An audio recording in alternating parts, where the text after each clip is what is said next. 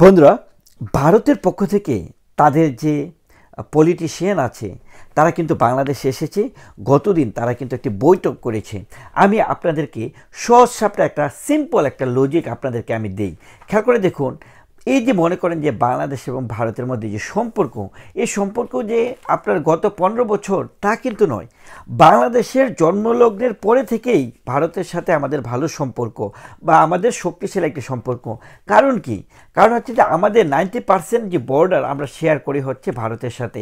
So technically আমরা মনে করেন যে যত কিছুই হোক, ভারতের সাথে আমাদের সম্পর্ক ভালো না হলে বা ভালো হতে আমাদের বাধ্য।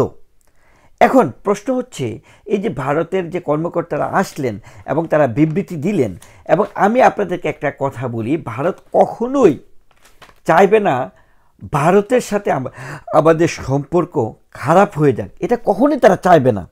কেন চাইবে না?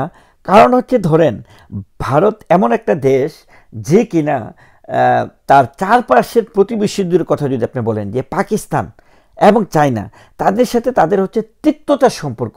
তাদের সাথে ভারতের সম্পর্কটা হচ্ছে যে মানে খুবই নেগেটিভ একটা অবস্থান। সেমতো অবস্থায় তারা কোনোভাবেই চাইবে না বাংলাদেশের সাথে তাদের অবস্থানটা জামাত ইসলামের বলয়ে তারা পাকিস্তানপন্থী হয়ে বাংলাদেশ ইন্ডিয়া বিরোধী স্লোগান দিয়ে এবং ইন্ডিয়াকে উপেক্ষা করে তারা চায় না এবং পাকিস্তানের দিকে চলে যাক।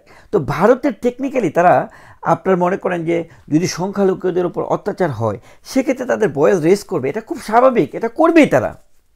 কিন্তু তারা এমন একটা দেশ যারা কিনা ভারত এবং রাশিয়া, আমি আগেও বলেছি, তারা এমন একটা দেশ যারা কিনা যাকে একবার বন্ধু বলে তাদের জন্য জীবন দিয়ে দিবে, কখনোই তাদেরকে শত্রুর হাতে তুলে দিবে না, সন্ত্রাসীদের হাতে তুলে দিবে না। তার প্রমাণ হচ্ছে আপনারা দেখেন, রাশিয়াতে কিন্তু এখন স্থায়ী পেয়েছে, রাশিয়াতে স্থায়ী পেয়েছে, ভারতে স্থায়ী পেয়েছে।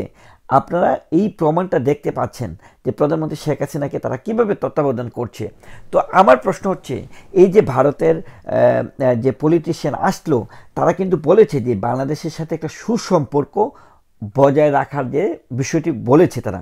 কিন্তু আপনি খেয়াল করে দেখুন, এই যে মনে করেন যে এত কিছু হয়ে যাচ্ছে, মানে সীমিত পর্যায়ে কিছু আমদানি রপ্তানিতে কিন্তু ব্যাঘাত ঘটেছে, কিন্তু সত্যিকারের অর্থে আপনারা খেয়াল করে দেখেন, ভারত কখনোই চাইবে না তাদের বাংলাদেশের সাথে তাদের যে আপনার চুক্তিগুলা, সেই চুক্তিগুলা যেন আপনার বন্ধ হয়ে যাক, বা এই যে ডিপ্লোমেসি সেটা যেন পিছিয়ে যাক।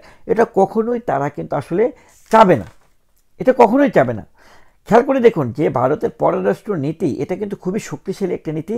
ডাজেন্ট ম্যাটার কে সরকারে আসছে গেছে, তারা সত্যি সত্যি ওই দেশের সাথে সম্পর্ক বিল্ড আপ করবে, যে কোনো মূল্যেই করবে।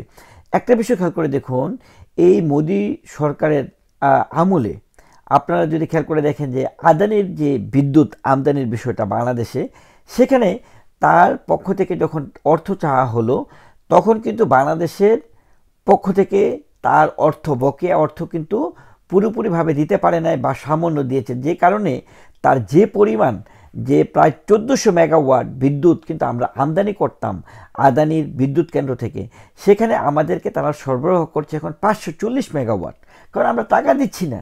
তো তারা ক্লিয়ারলি বলেছে, আপনারা যদি টাকা না দেন তাহলে তো আমরা সাপ্লাই করতে পারবো না।